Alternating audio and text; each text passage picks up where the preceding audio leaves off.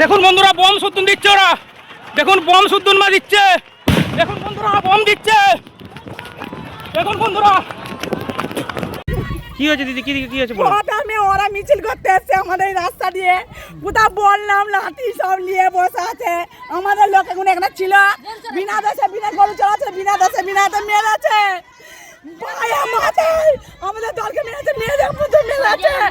দিয়ে ওদের দলের লোকগুলো পুলিশদেরকে ডাক করেছে। পুলিশ ওদিকে না দাঁড়িয়ে আমাদেরকে কিসের জন্য দাঁড়াবে? আমার স্বামীকে ধরে নিয়ে গেছে। আমার স্বামীকে ধরে নিয়ে গেছে। কারা নিয়ে গেছে? কারা নিয়ে গেছে? পুলিশ পুলিশ ওদের আমার স্বামীকে কেন ধরে বিনা দোষে বিনা জবাবদিহি দিয়ে আমাদের লোককে সবাইকে মেরেছে।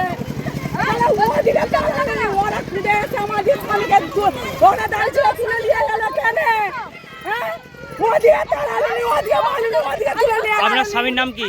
শেখ মহিদুল্লাহ। আপনার নাম কি? আমি বেগম। এই গ্রামটার নাম কি? কখন হয়েছে? মানে এখানে বিজেপির মিছিল হচ্ছিল, তারপর যাচ্ছে রাস্তা দিয়ে আমাদের লোকরা গরু চলাচল এখানে ছিল, আর বম বম লাঠি বললাম নিয়ে গাড়িতে নেমে মেরেছে, মাথা ফাটিয়ে দিয়েছে, বললে ঘুরেছে, মেয়েদিকে ছেলেদিকে মেরে পুরো দিয়েছে।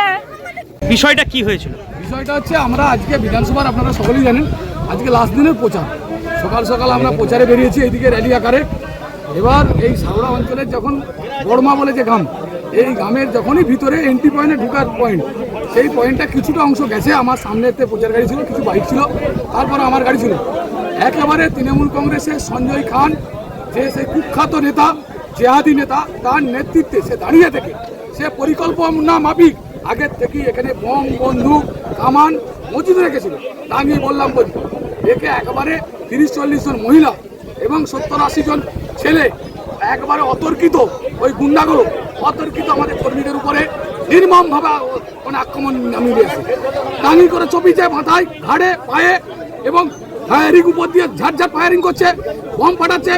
আর 7 থেকে 8টা আমার যতগুলো কর্মীর গাড়ি ছিল সমস্ত গাড়ি ভেঙে তছনছ করে দিয়েছে। সেই সঙ্গে সঙ্গে 15 থেকে 20টা বাইক এখন পর্যন্ত ভেঙে গুঁড়ো করে দিয়েছে, এবং অধিকাংশ বাইকগুলো খুঁজে পাওয়া যাচ্ছে না। 50টার কাছাকাছি আমাদের কার্যকর্তাদের মোবাইল ছিনতাই করছে ওই চোরগুলো, ঠিক আছে, ওই ডাকাতগুলো। সেই সঙ্গে সঙ্গে আমি প্রশাসনের কাছে একটা বলি, আমাদের গোঘাটে ওসিকে বলি, আপনার কি দায়িত্ব নেই? একজন প্রার্থীকে নিরাপত্তা দিতে আপনি ব্যর্থ কেন? কেন প্রার্থীকে আপনি নিরাপত্তা দেননি? কেন নির্মল মাঝি তার গুন্ডাদেরকে দিয়ে আক্রমণ শানালো? ওই নির্মল মাঝির নেতৃত্বে উনি যেই দিনে গোঘাটে ঢুকেছে সেই দিন থেকেই এই বম, বন্দুক এবং এই মজুদ হচ্ছে, কামান মজুদ হচ্ছে। আজকে পুলিশের কাছে ইনফরমেশন ছিল না যেই গ্রামে বম, বন্দুক, কামান আছে, তাহলে পুলিশ কেন তুলে নেয়? ওসি তো নিশ্চিত জানতো। ওসির সঙ্গে পুরো ওই নির্মল মাঝি এবং তৃণমূল কংগ্রেসের সঞ্জয় খানের সেটিং করে এই পরিকল্পনা মাফিক বিজেপির কর্মীদের উপরে আক্রমণ নামিয়ে দিচ্ছে। বিজেপিকে রাখা যাবে না। বিজেপির 15 জন কার্যকর্তা এই মুহূর্তে সিরিয়াস কন্ডিশনে আরামবাগে এমার্জেন্সিতে ভর্তি আছে, এবং 5 থেকে 7 জন কার্যকর্তা এই মুহূর্তে গোঘাট 1 নম্বর ব্লক স্বাস্থ্য কেন্দ্রে ভর্তি আছে। এইখানে বেশ কিছু প্রাথমিক ট্রিটমেন্ট করা হয়েছে কিছু কার্যকর্তা। সেই সঙ্গে সঙ্গে 3 জন কার্যকর্তাকে এখনো খুঁজে পাওয়া যাচ্ছে না, তাদের ফোন সুইচ অফ, তাদের ফোন কেড়ে নিয়ে যাচ্ছে। তারা কোথায় সেটা আমরা চিন্তা করছি, তাদের পরিবার পর্যন্ত আমাদের খোঁজ দিচ্ছি। পরিস্থিতিতে আমি বলছি, এই গোঘাটের ওসিকে এখনই সরাতে হবে। সেই সঙ্গে সঙ্গে এই গোঘাটে ফ্রি অ্যান্ড ফেয়ার ইলেকশন করতে গেলে এই সঞ্জয় খান সহ সমস্ত জেহাদি নেতাগুলোকে এখনই থানায় অ্যারেস্ট করে ঢুকাতে হবে, এবং ফ্রি অ্যান্ড ফেয়ার ইলেকশন করাতে হবে। ইলেকশন মানুষের গণতান্ত্রিক অধিকার, মানুষ অনেক দিন ধরে অপেক্ষা করে, 5 বছর তারা অপেক্ষা করে। এই পবিত্র দিনে তারা পবিত্র সময়ে একটা ভোট দান করবে।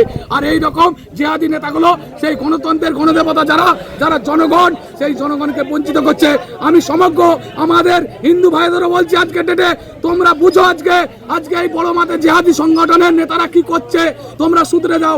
তোমরা যদি না বুঝো, আজকে আমার কর্মীদের উপরে হচ্ছে, কালকে তোমাদের বাড়িতে হবে। তাই তৃণমূল কংগ্রেসের কর্মীদেরকেও বলছি, আমাদের সমস্ত সনাতনী কর্মীদেরকে বলছি, তোমরা এখনো চিন্তা করে দেখো কাদের হাতে এই রাজ্যটা আছে, কাদেরকে সরাতে হবে, কাদেরকে নিয়ে আসতে হবে। সবাইকে আহ্বান করছি, আপনারা যদি ফ্রি অ্যান্ড ফেয়ার ইলেকশন যদি না করাতে পারেন, তাহলে আপনারা এক্ষুনি পদত্যাগ করুন।